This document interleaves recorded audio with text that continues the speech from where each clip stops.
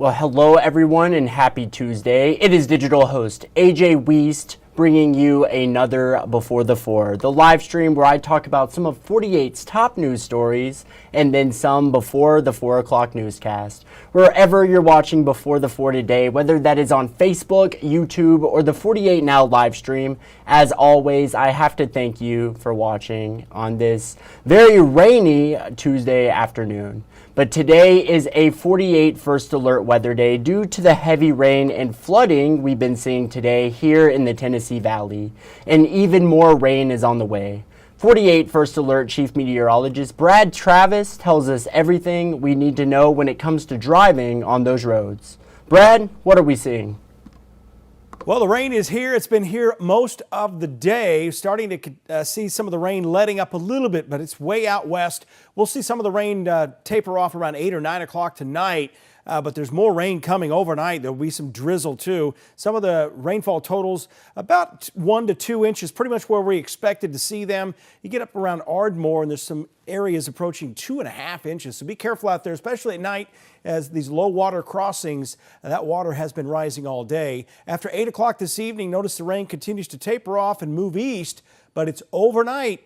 More rain returns. 3-day forecast, another first alert weather day tomorrow. Some thunderstorm action tomorrow. I think the rain will be heavier. Those rainfall rates will be heavier and a few areas of gusty winds. Then getting colder. That's the thing we're starting to watch now. Mid-20s Friday morning for Valentine's Day. Looks good, 56, but more rough weather on the way for Saturday. Certainly good to know, but now in Decatur, where the police department is currently undergoing some new training for people with disabilities. As part of this training program, officers have received sensory bags to help distract and support individuals with autism when responding to a call. 48 Sarah Grace Kennedy with more. Decatur police officers are busy learning some very important skills. This is how we need to approach this situation. I need to be mindful of this as to not overstep or put someone in an unsafe position because of different mobility or sensory concerns. And they really have enjoyed the conversation about the autism spectrum disorders. Kate Anderson with the Decatur Police Department says as part of this training program, officers have received sensory bags to help distract and support individuals with autism. She says this training has helped officers build more confidence with de-escalating tense situations. They have found that having conversations about the autism spectrum disorder and different things on how to be not reactive to situations, but to be able to engage in a safe way to help de-escalate a scene or, be someplace where they need to assist another first responder. Decatur police have also received special place cards to help with verbal communication and help assist in giving information to individuals who are hearing impaired. Officers have even stepped into the shoes of someone who is visually impaired and learned how to properly assist them in a crisis. Marquita Riggins with the Alabama Institute for the Deaf and Blind says she believes this training will help bridge a communication barrier between officers and those with certain disabilities. I think the most important thing is one, just creating that environment where everyone understands each other, and then we also have that communication. And so through this workshop, we're able to touch on both of those.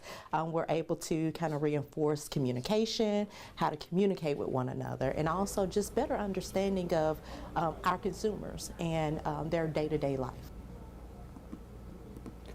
And now in Harvest, the aunt of a woman who was shot and killed while working is sharing more of her life that was taken so tragically. Taylor North was killed while working at a Circle K gas station in Harvest on February 1st. North's aunt, Kimberly Jones, told 48 News that she lit up every room she walked in, and what was done to her should have never happened. Jones says North was not even supposed to work that morning, and this situation has completely crushed their entire family. Take a listen.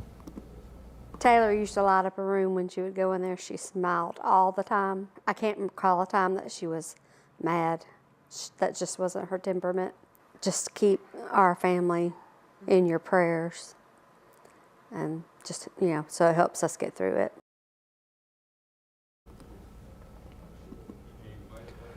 But now heading out to Scottsboro, where a Norfolk Southern train injured 4 in an accident earlier this month. Last night, 48's Nick Ballinger attended the Scottsboro City Council meeting where city leaders spoke about potential plans to make crossing changes at the dangerous intersection. Nick Ballinger with the details. Scottsboro Mayor Jim McCamey says he's already spoken to leaders at Norfolk Southern, the company that uses these tracks. He says there needs to be more warnings here at this intersection, but he says it's not the city's decision to make. The only warning to drivers that a train is crossing North Kyle Street in Scottsboro is the train itself. There are no lights or stop arms, just stop signs on both sides of the track. For Tammy Prado, who lives right next to the tracks, she says the rumbling of the train isn't the only sound she hears every night. And I heard, just the tin sounding crash. You can't get the sound out of your head of children screaming, and you don't know if they've been mangled, what happened. 2 of those screams belong to J.W. Highfield and Gage Fry, who were 2 of the 4 people hospitalized after a Norfolk Southern train hit their car in January. Their grandmother remembers the night vividly. My daughter-in-law called me, and she was crying so hard I could barely understand. And then I had to go in and tell my daughter and call my sister and tell them that my son had been hit by a train. Her message tonight was for the city council and the mayor. Get the road shut down or at least get some guards up. I about buried my son and my grandkids. I about had to plan my son's funeral because they don't care. If it was one of their kids, they'd care. But Mayor Jim McCamey says he does care and he sees the problem himself. Because you can't see at that crossing, you really can't. But not everyone believes changes are needed. I've lived here 16 years and I come across this every day and I have never had any kind of problem. I don't get too close to that railroad, but I get close enough so I can look both ways and see. Because of a building blocking the view of the tracks, drivers have to pull past the stop sign to see if a train is coming from one direction. Mayor McCamey says it's ultimately the railroad company's decision to add safety measures. It's their right of way, they control it, they're the ones responsible for putting up the lights and crossing on it. I reached out to Norfolk Southern to ask if there would be any changes to this crossing. A spokesperson told me, quote, decisions about things like warning devices are up to local road authorities, not railroads, end quote. Which has neighbors now calling on Norfolk Southern and the Alabama Department of Transportation. What's more cheaper? Safety gates or a funeral, Mayor McCamey says along with Norfolk Southern, he will be speaking to the Alabama Department of Transportation, but he's not sure yet when a decision will be made. In Scottsboro, Nick Ballinger, 48 News, on your side. Now in the Shoals, the flu is currently going around like crazy. Officials from Helen Keller Hospital say they've tested 1,000 people for the flu in the last month, and over 200 tested positive. 48's Aria Pons has more. The flu is going around just like it does every winter, but as they continue to see cases climb, officials with the Alabama Department of Public Health and Helen Keller want to remind you to take precautions. We saw a spike in activity right around the first of the year, and then in the last few weeks, we had seen a decrease in that activity, and in the last few weeks, it kind of bounced up again. Dr. Wes Stubblefield of the Alabama Department of Public Health says state officials are seeing more flu cases than normal for this year. Officials from Helen Keller Hospital say they've tested over 1,000 people for flu in the last month. Around 250 tested positive. It's also in the schools. 2 Lauderdale County schools are closed today and tomorrow for sicknesses. To teach them those basic things, don't touch your face, don't cough in your hands, don't touch surfaces, that kind of thing. Kim McCaleb has worked as a school nurse for 20 years. She says it's normal to see more students absent around this time of year, but she says Sheffield schools have been blessed with fewer than normal absences. She credits the way the staff cleans. We run air purifiers all the time in all the rooms. We clean all the surfaces. Our janitorial staff is amazing. So we just work as a good team just to make sure that the environment is as clean and germ-free as it can be. She says parents should take preventative steps. Teach your children at home to wash their hands. That's the #1 infection control for everything.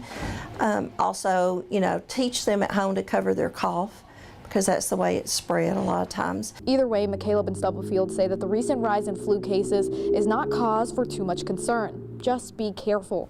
Reporting in Sheffield, Aria Pons, 48 on your side.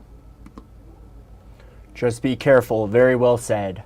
But now following up on missing Huntsville realtor Ronald DeMaw Jr., 48's Callie Neese with the latest. The Dumas family found out just days ago this turned from a search for a missing person to an abduction case. James Andrews is the family's private investigator, and he reached out to the family at the beginning of this search. He says he's been putting in the groundwork for this investigation for a while. And a lot of stuff is just footwork, getting out, knocking on doors, talking to people. I don't know that I've run into anybody in this case that wasn't willing to talk. So it's just making phone calls and calling people. Andrews was the one who obtained surveillance footage from where Dumas was last seen, thanks to all of his hard work. Andrews adds that HPD is doing everything in their power to bring Dumas home. I do think that HPD is doing absolutely everything that can be done on the case. But just from everybody that I've talked to, they are working this case like crazy. A spokesperson for the Dumas family told me that the family just wants to bring Ronnie home. I reached out to HPD earlier today for more information, and they said there are 5 people with warrants out for their arrest in connection to this case, and that they will update me with any new information as it becomes available. Reporting in Huntsville, Cali News 48 News, on your side. And Callie will be further following up on this situation coming up in our evening newscast. Now, to celebrate Black History Month, we turn the lens over to the historic Parker Shoe Hospital. Once recognized as the oldest Black-owned business in downtown Huntsville, carried not just the weight of well-worn soles, but also the stories of those who wore them. And it was certainly more than just a hospital. 48's Haley Baker tells us all about it. A lot of people had preschool before they started kindergarten. I had the Parker Shoe Hospital. And so from the moment I left the crib, I was at the Parker Shoe Hospital every day, Monday through Friday, with my father until I started kindergarten. For Ryan Parker, the son of the late Clinton Jack Parker, the Parker Shoe Hospital was not just a family business. It was a legacy. His father, a World War II veteran, returned home and used the GI Bill to study tailoring at Alabama Ag and Mechanical College. But in the 1950s, he found his true calling. He then decided that he would go into doing shoe repair. And so for some reason, he took an interest in shoes, and that's what he did with his trade certificate in tailoring. What started as a trade became a cornerstone of downtown Huntsville. By the time Ryan was a child, the Madison County Chamber had recognized Parker Shoe Hospital as the city's oldest Black-owned business. But its impact stretched beyond repairing shoe soles. It strengthened people's souls. It became a place where you would go when you just wanted fellowship. And so many people would come not even needing any work done, but they would just come just to sit in the shoe shop and have a conversation with my dad. During segregation and the civil rights movement, Parker's shop became a quiet sanctuary, a place where conversations flowed freely about life, about struggles, and hope. One year, I just went somewhere different, and I really sat down and I thought about, well, what role did he play in the whole civil rights movement or the journey towards equality, and then it hit me, shoes. We placed a lot of emphasis on the marches and the significance of the marches, but I started saying I think the unspoken heroes of the marches were shoes. After you marched from Selma, or if you did the march on Washington, what did you do with your tattered shoes when you came back home? You know, this was not an era where you would just go out and buy a new pair of shoes. You know, you would take your tattered shoes to the local shoe repairman. And so I would imagine that all of those individuals who marched in Selma, as soon as they came back to Huntsville, they went straight to the Parker Shoe Hospital to get their heels replaced. Clinton Parker repaired the very shoes that walked through history. He worked until the day he died at the age of 78, never realizing he was helping to carry a movement forward one step at a time. I would imagine that my dad, all those years of repairing shoes, never thought to himself that these were the shoes that were worn for some of the most historic and monumental moments of American history. In Huntsville, Haley Baker, 48 on your side.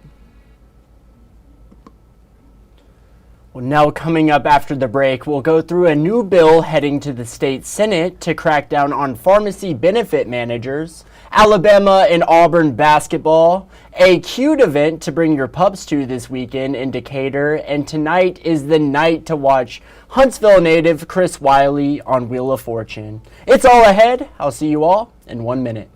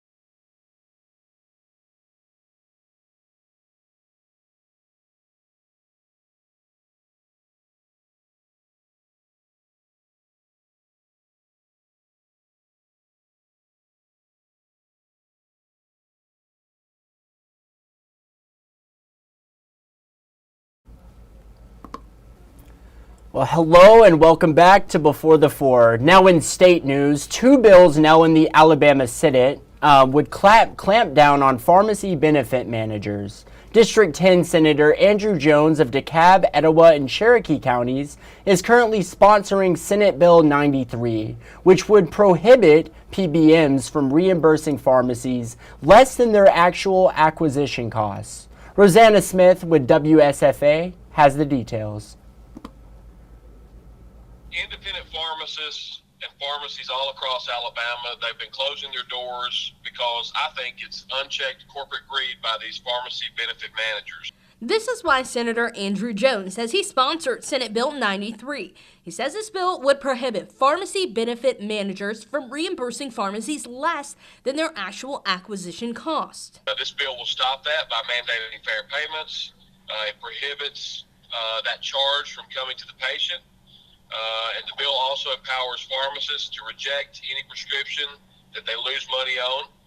And it furthermore enables them to have an honest conversation with their patient. The bottom line of our opposition is cost to consumers and employers. Robin Stone, Executive Director of the Alliance of Alabama Healthcare Consumers, says they oppose both SB 93 and SB 99. Stone says they believe these bills would impose, at a minimum, a $10.64 fee on every prescription dispensed in our state. It's going to have a huge impact on families. Senator Jones says this fee is between the PBM and the pharmacy, so the customer will not see it. In law, the bill says that they cannot pass that fee on to the patient or the consumer. Again, there are billions of dollars in profit going to these PBMs.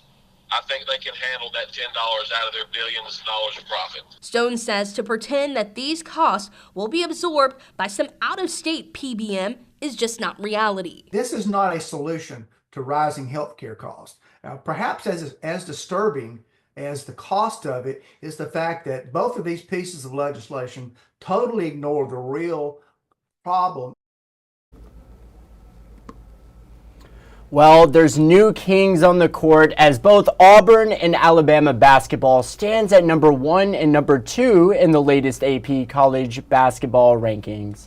The two rival squads are all set to face each other this Saturday, but before then, both squads have their eyes on other talented opponents tonight. WSFA's Rosie Langello breaks it all down for us. The Southeastern Conference in men's basketball is arguably the best it's ever been. And leading the way in that conference is two teams from the state of Alabama. Come Saturday, it will be the first 1 versus 2 AP poll matchup between SEC teams in the history of the conference. Auburn and Alabama face off on Saturday for the Iron Bowl of basketball. College game day will be in Tuscaloosa for the 3 p.m. tip-off, but we got to slow down first. Yeah, it's a big game coming up, but these teams have midweek games to focus on first. Alabama on the road at Texas and Auburn on the road at Vanderbilt. We've got to prep for this Texas game like it's the Auburn game. You can't all of a sudden turn up your preparation for a big game, if you will. Like that's asking for disaster. It's showing your immaturity. You guys are covering the best league in the history of college basketball. As we go to Vanderbilt and go to a place where they're 12-1, beating Tennessee, and we've won 7 out of 8 against Vanderbilt, and prior to that we'd lost 13 in a row. And so Vanderbilt's been a tough place for us to play historically. Alabama at Texas tips at 8 p.m. Auburn at Vandy tips at 6 p.m. Alabama. Some exciting times for college basketball here in the Yellowhammer State. Now, if you're watching at home, let me know. Is it Roll Tide or is it War Eagle? Is it Nate Oates or is it Bruce Pearl? Let me know. I am curious to see what you all have to say. But now here's a cute little event you can take your little fur balls to this weekend for a good cause. The Rocket City Dog Bar is celebrating Carnival Canine Day this Saturday. Pups are just $10 to attend, and people are free. Proceeds go directly towards benefiting Carnegie Visual Arts as well as Decatur Animal Services. And today I spoke with Dog Bar's owner, Wynn Keller, along with Amy Mayfield. She is the dog mom of the 200-pound cuddly beast, by the name of Hector. And Hector is currently running for the royal title of Carnegie Sir Bow Wow. Take a listen. It is a fundraiser for Carnegie Carnival, which is the largest fundraiser for the Carnegie Visual Arts Center. And it also, the Sir Bow Wow candidates like Hector also raise money to help sponsor pet adoptions. Last year, more than 100 animals found their homes through these efforts. So from 12 to 4, we're going to go to the dog bar, which is like the happening place for dogs in town. Yes. If you're a member of the dog bar already, it's free to come. If you're not, it's $10 admission. We're going to have raffles available, and we're going to be making clay paw print hearts of pups for $10 each. That is super awesome. Yeah. And it all goes to support the Carnegie Visual Arts? Yes. Yes, very cool. And you mentioned Hector. Yes. You mentioned Sir Bow Wow. Yes. He is an adorable little guy, or I should say big guy. But yes. What exactly is Sir Bow Wow? What is he running for? So the Carnegie Carnival has royalty candidates. They have King, Queen, Prince, Princess, and then Sir Bow Wow and Lady Barks-a-Lot. So it's a really fun competition, and basically whoever raises the most money in their category gets crowned. So Hector is hoping to raise a lot of money that is desperately needed and then also be crowned Sir Bow Wow. Absolutely. Does he have any competition? He does. There are a couple other dogs in the running, and they are of course equally adorable. So it's a fun competition. It's all in good But that's where spirits. we come in. And that's where the dog bar comes in. We're big fans of Hector, and we're going to make sure to push him across the line. Yes. Awesome event there. You can find more details on Saturday's event right now on our website. Just go to WAFF.com. Well, tonight is the night. Tonight at 6:30 here on Channel 48, you can watch Huntsville native Chris Wiley participate on Wheel of Fortune. That is right. Yesterday, he came into the station to chat a bit about what to expect in tonight's episode. Take a listen.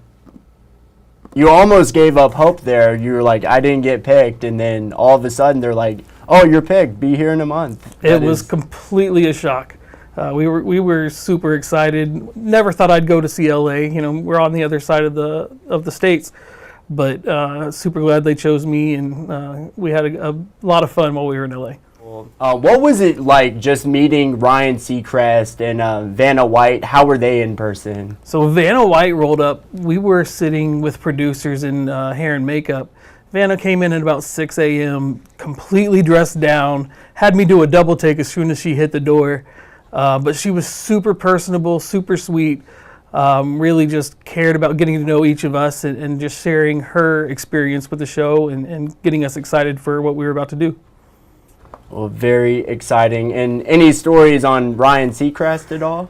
So, without giving too much away, Ryan's a big Georgia Bulldogs fan, and I'm here in Huntsville, Alabama. That's not going to fly with me.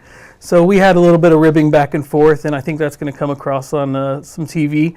But no, that's my second time meeting Ryan. I had went to an audition for American Idol back in high school, and so I got to meet him and some of the producers there.